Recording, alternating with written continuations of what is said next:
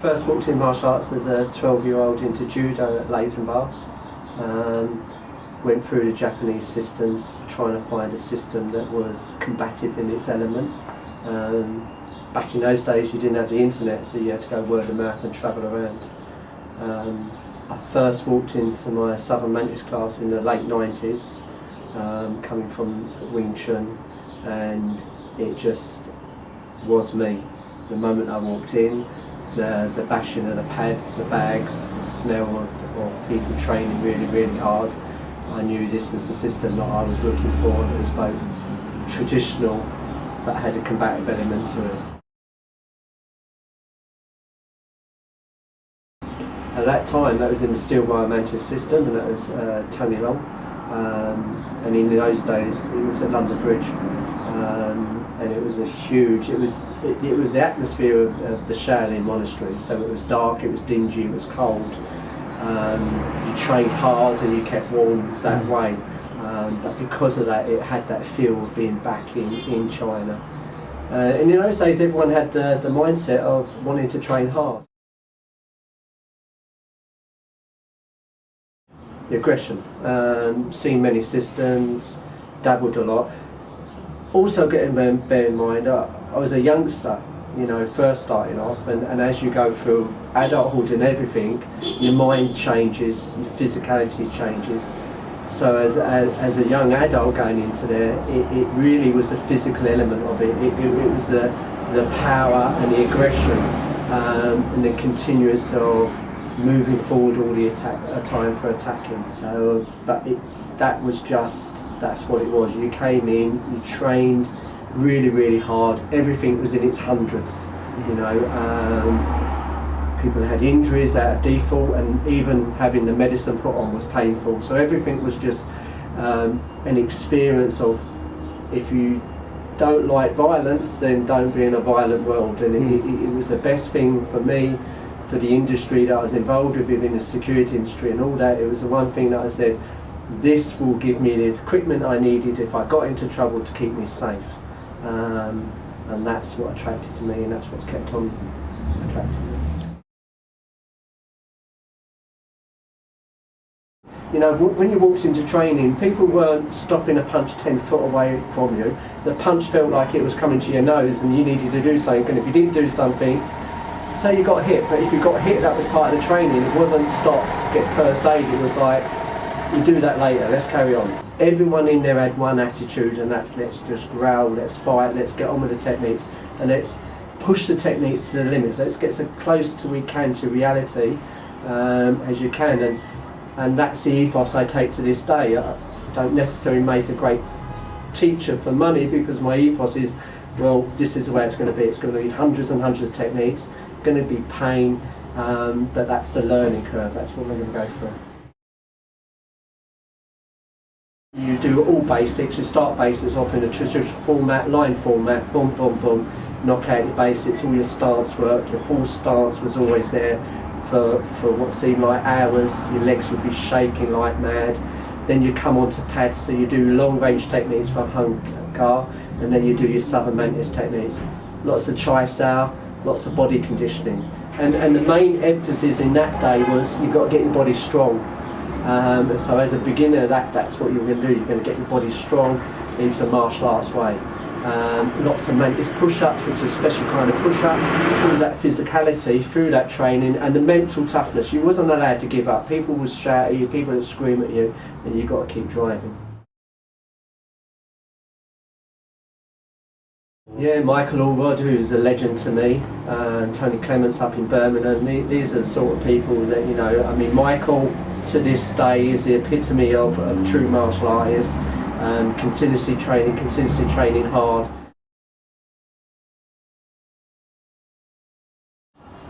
Southern Mantis, and I use the name, I'm not a lover of particular systems names. At the end of the day, it's an interpretation. The name comes from the family, so Chow Gar, and I say Southern Mantis because some of the influence of Steelwire had some other systems in there. Not sure at that time I knew how they worked, but Sifu Long decided to go another path, and that path wasn't the path that I was ready for at that time. So at that time then, I contacted Sifu Whitrod and asked if I could train privately with him and see what the Chow Gar system was about. And again, the same ethos was there, was the ethos of hard training, form work, but training it hard and mental toughness. So the techniques that I'd already had from Southern Mantis, and whilst I think it's a basic system, it's a smashing system, it's a violent system, it's very aggressive. So for me, I took to hammer fist, and I spent a lot of time with hammer fist because it suited the environment I was in. So, you know, we would do the traditional forms, and you do the Jongs, and you do the Chow Gar. And again, I loved it because it was the person I was training with that made it real. It wasn't just doing a form, but then it was a form and it was tested, and I was stress tested. In other words, when I faced it, Sifu Paul, I actually felt like, wow, this guy's not mucking around here, you know. This is serious. I need to either up my game or I'm going to get hit. And that fascinated me, and I loved that because that was the world that I felt it needed to work in. Be the nicest person on the planet, but when you need to go, you got to go.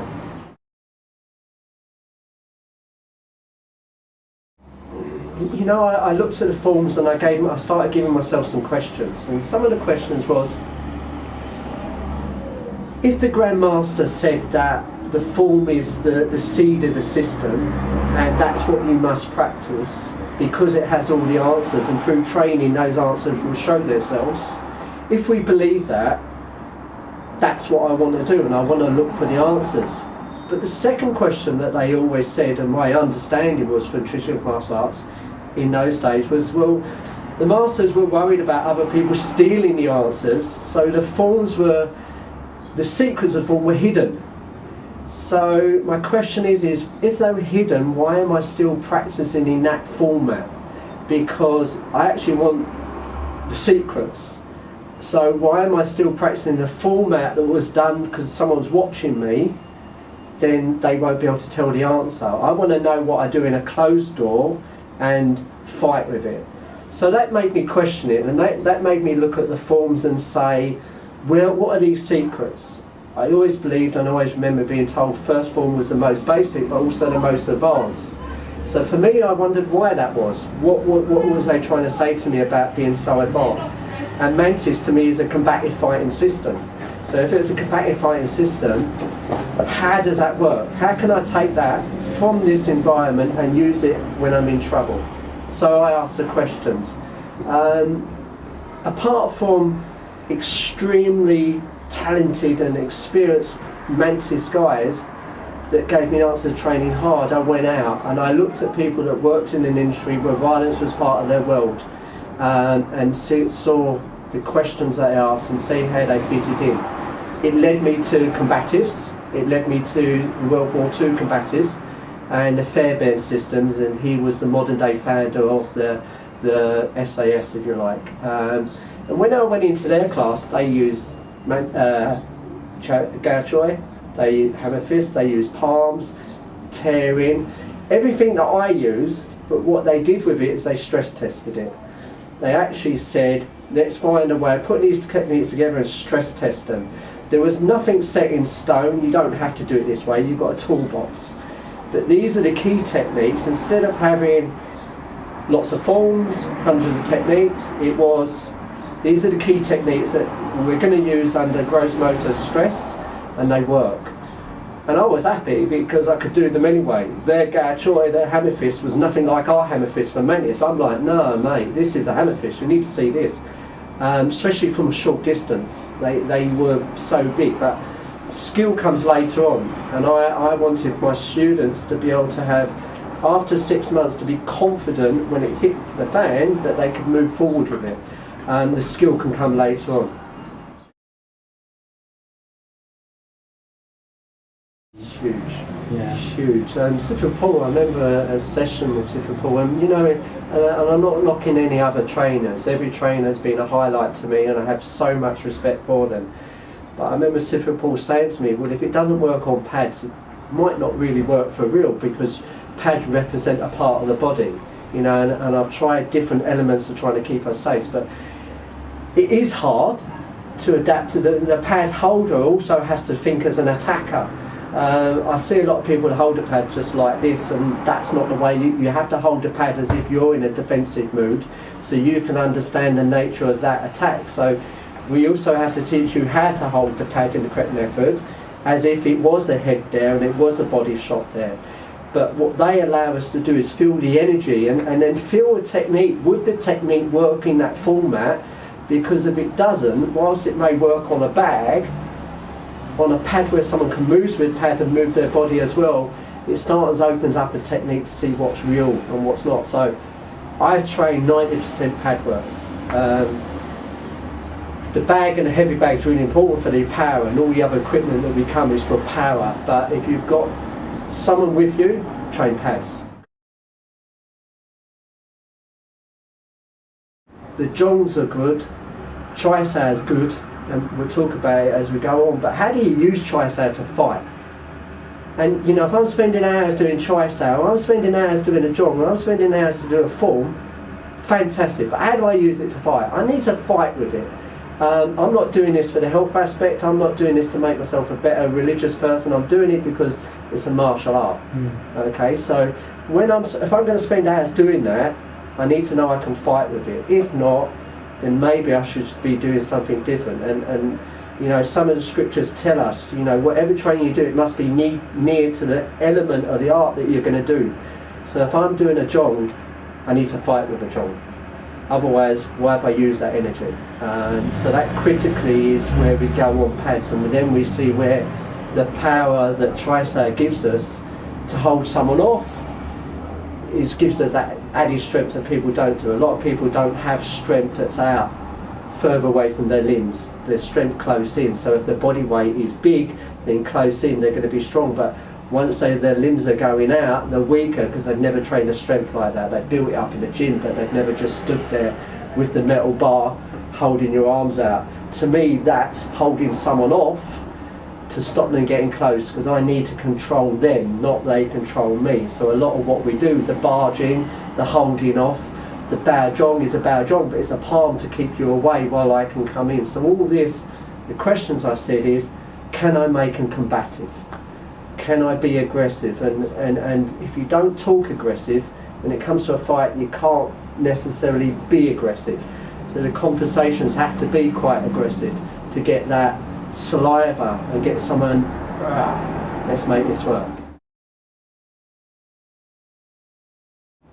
Initially, as always, I took what I liked and played with them. But you know, the one thing, I'm a traditional martial artist, and I'm really passionate about martial arts. I love all martial arts. I think where we are with MMA and the way the world is fantastic. But I'm still a traditionalist.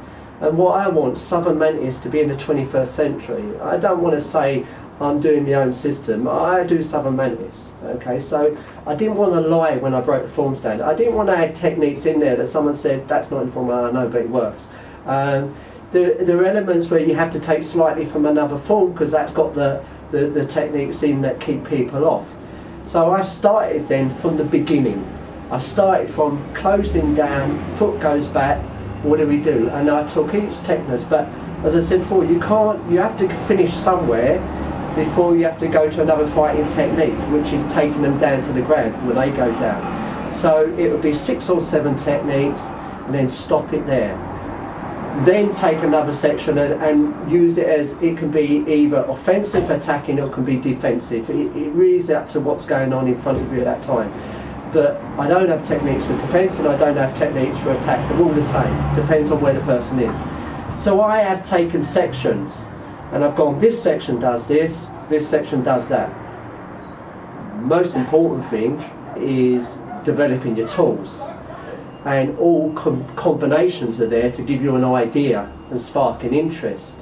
After you've got the interest, got the conditioning, then it's open to you as an individual, because at the end of the day I say to students when they go to saying that's the wrong technique, I'm like, as long as you hit, don't ever stop the technique, let your body do what you're going to do. But as a teacher I'm going to say we need to train it this way, but I don't want to stop you doing what you would have done then because that seemed natural to you. And in conflict at the end of the day, whether you hit with a gouge or an elbow, I don't really mind as long as you do what needs to be done. So now I've broken them down for the beginning, and you'll see I'll take you through the system from the beginning of first form until the first turn, because then it just repeats itself. And I followed that. Some are work in progress, some I don't like, some I'm not sure. That may be my own weakness of understanding it. It may well be that the person that's feeding me didn't feed me in the way that I needed to try and develop the technique, but from beginning to end.